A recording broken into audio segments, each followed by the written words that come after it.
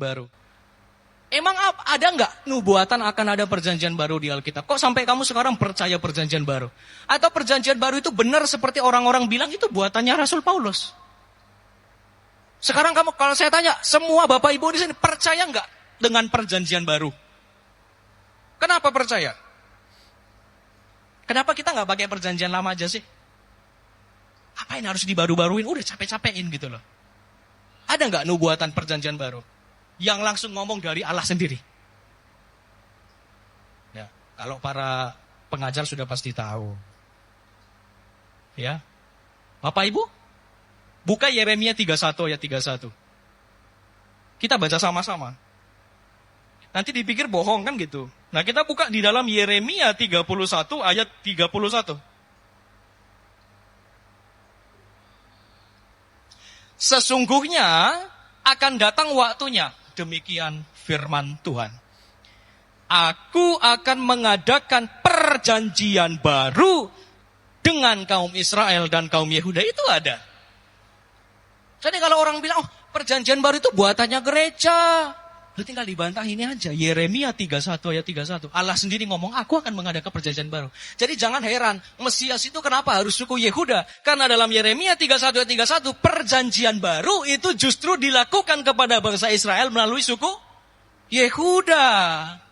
Lalu tadi kita mengatakan salah satu gelarnya atau jabatan atau fungsi Kristus adalah raja sebagaimana Raja Daud alaihi wassalam. Raja Daud sukunya apa? Yehuda. Tongkat kerajaan Yehuda tidak akan berpindah. Sesuai.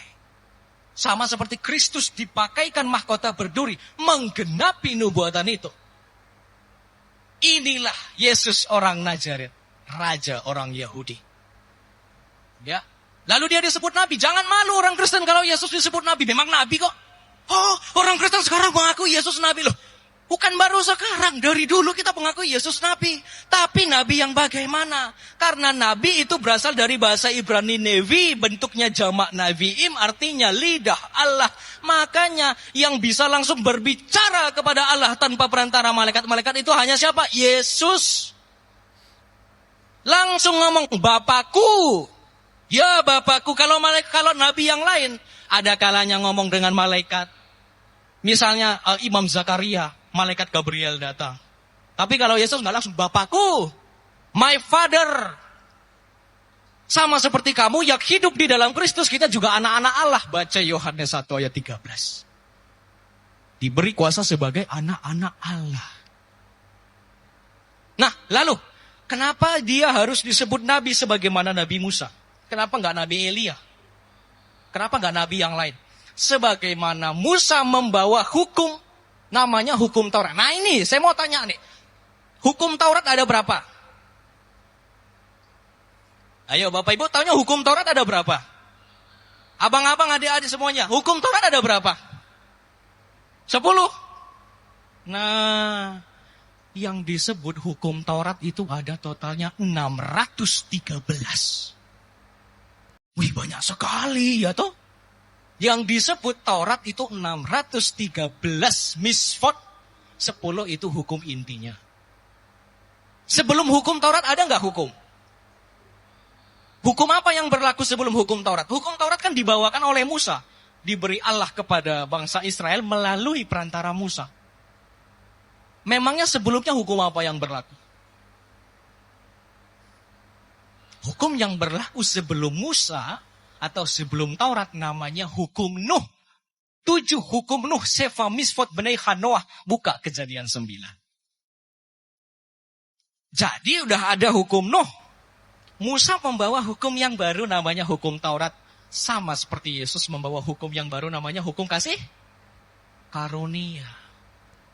Sebagaimana Musa membebaskan bangsa Israel dari cengkramannya Mesir, sama seperti Kristus membebaskan saya dan Bapak Ibu dari cengkramannya maut.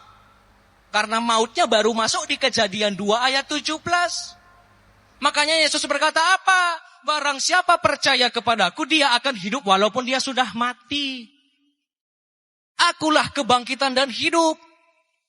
Kalau Kristus mengatakan akulah kebangkitan, nggak mungkin dia tidak disalib. Maka kalau ada orang yang mengatakan Kristus tidak disalib, itu anti-Kristus. Karena Kristus harus disalib. Untuk apa? Kalau Kristus mengatakan kebangkitan, bangkit dari mana dia kalau nggak wafat? Lalu bagaimana penggenapan mengenai Abraham yang Allah memberikan anak domba yang tanduknya tersangkut di semak berduri? Lalu bagaimana penggenapan di dalam Mazmur 22 ayat 2? Eloi, Eloi, lemana sabachthani. Banyak sekali. Makanya di dalam penglihatannya Rasul Yohanes, di dalam Wahyu 1 ayat 8, Yesus berkata apa? Akulah Alfa dan Omega, akulah Pantokrator, akulah yang Maha Kuasa. Wahyu 1 ayat 16, 17, 18, Tuhan Yesus langsung ngomong, jangan takut. Akulah yang awal dan yang akhir. Aku akan memberikan engkau minum dari mata air kehidupan.